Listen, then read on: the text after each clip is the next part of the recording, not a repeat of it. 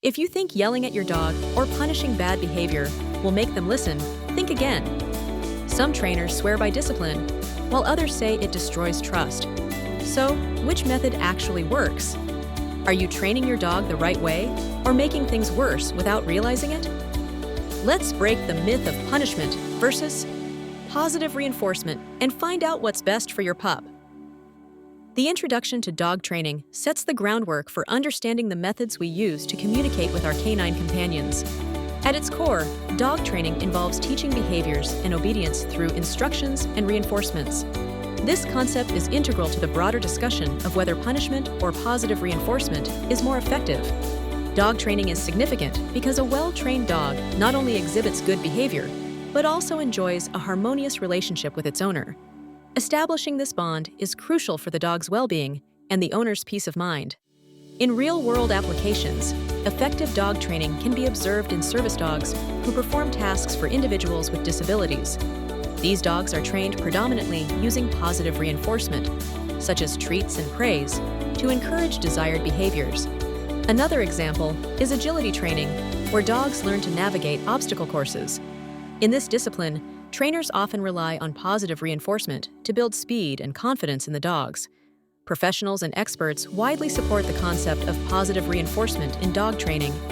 Many argue that it builds trust and enhances the bond between dog and owner, creating a more reliable and enthusiastic learner.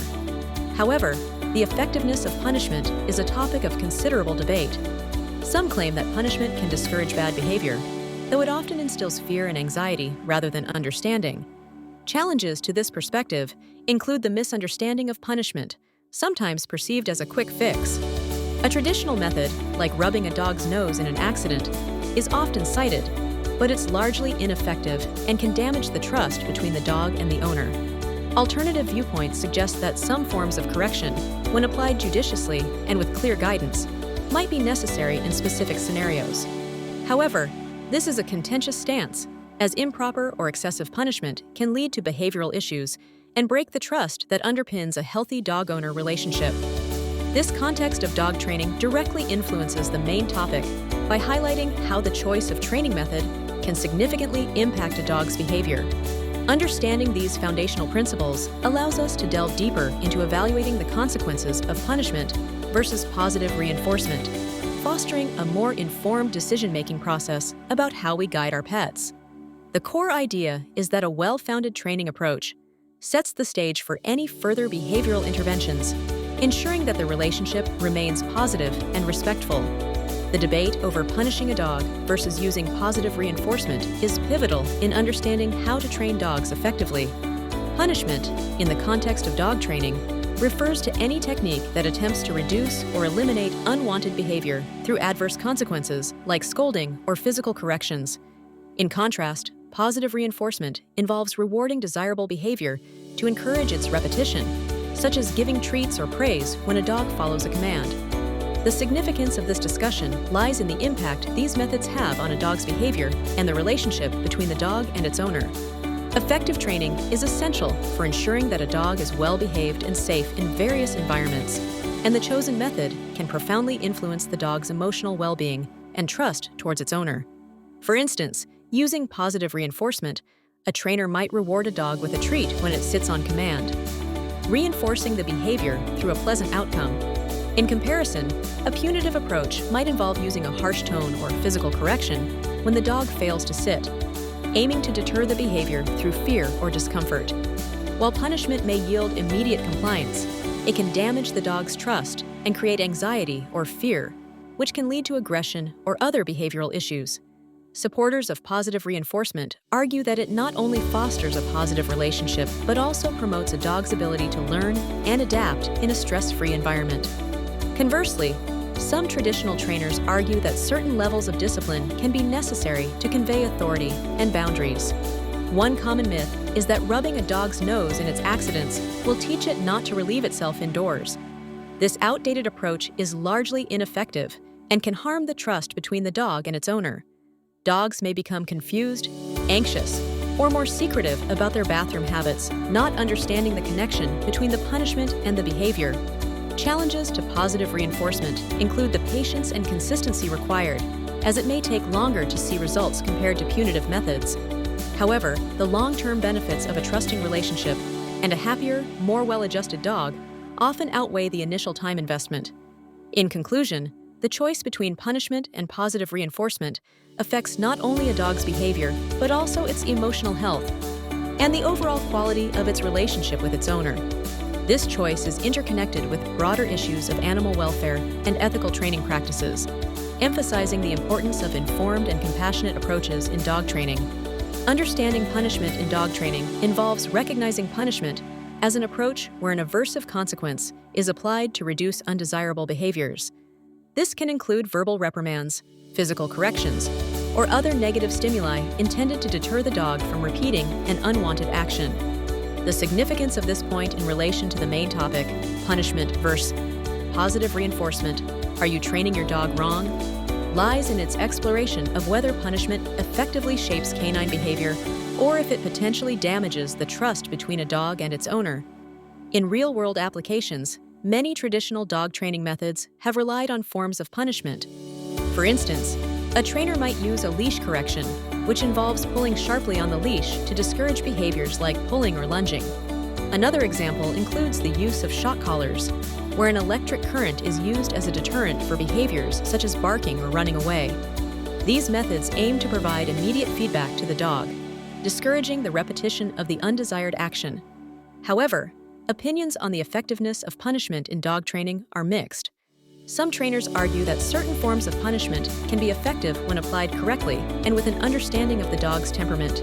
Nevertheless, a growing body of scientific research and many modern trainers advocate for positive reinforcement methods. They argue that punishment can lead to fear, anxiety, and aggression, damaging the bond and trust between the dog and handler. A key challenge here is the potential for punishment to be applied inconsistently or too harshly, which can result in confusion, stress, and even trauma for the dog. Controversies surrounding punishment in dog training also highlight alternative viewpoints. Some dog owners believe traditional punishment-based methods are outdated, while others insist they work well for their dogs. This debate is further fueled by common myths, such as the belief that rubbing a dog's nose in an accident teaches them not to soil in the house. Many experts argue this practice is ineffective and cruel, as it fails to address the root cause of the behavior. The discussion of punishment is closely linked to broader dog training approaches, influencing whether trainers and pet owners lean towards more humane, trust-building techniques, like positive reinforcement, or choose methods that might result in immediate compliance, but risk damaging the human-animal bond. Understanding punishment's role in training is crucial for making informed decisions about which strategies best promote a dog's well-being and long-term behavior. The debate around punishing a dog versus employing positive reinforcement is a central topic in dog training, with significant implications for how we understand and modify canine behavior.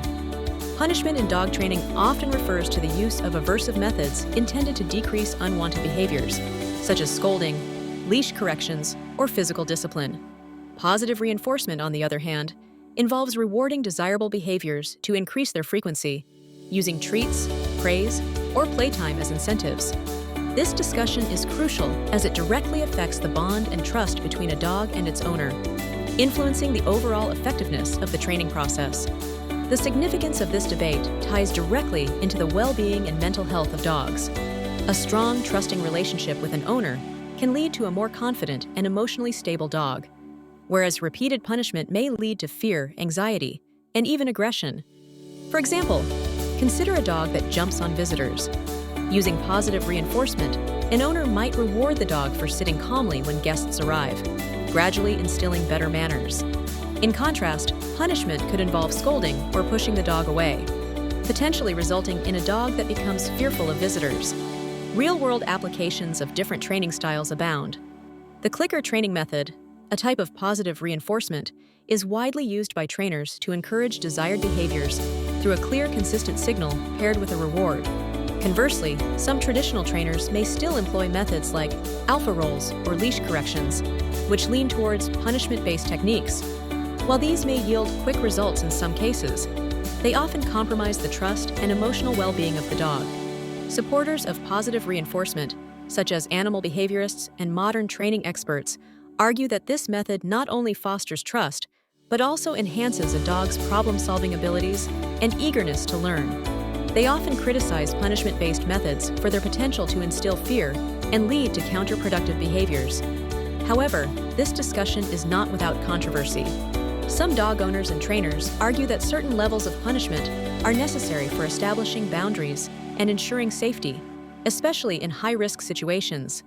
Yet these views are challenged by evidence suggesting that punishment can damage the dog-owner relationship and may not address the root cause of the behavior. This issue is intertwined with other aspects of dog training, such as understanding canine communication and behavior modification strategies. Addressing myths, like rubbing a dog's nose in accidents, reveals outdated practices and promotes more humane and scientifically backed methods.